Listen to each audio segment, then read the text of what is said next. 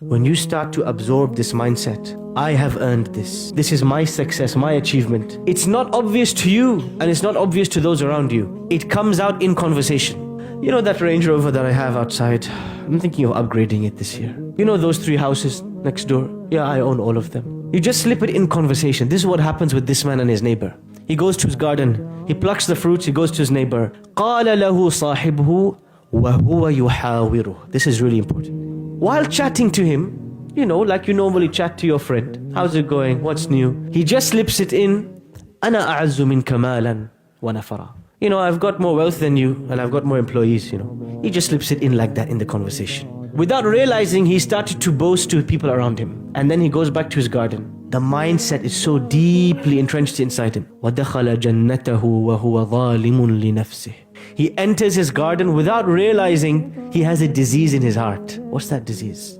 قَالَ مَا أَظُنُّ أَن تَبِيدَ هَذِهِ أَبَدًا. Some scholars say he didn't even say this out loud. He's thinking this as he walks into his garden, as he strolls between the trees, as he looks at the acres of land. He says, this is never going to finish. I'm going to pass this down to my kids, my grandkids. People walk past their properties. They go and they log in to see their savings account. They say, you know what?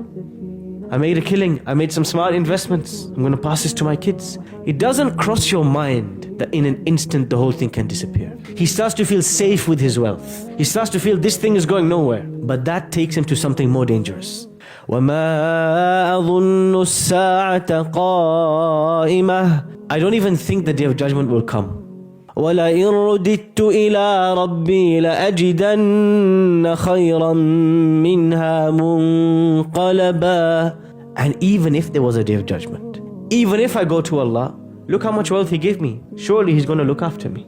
You start to think that the wealth you have, the blessings you have, the house you have, the clothes you have, the children you have, you start to think this is because Allah loves me. That's why He gave me these things.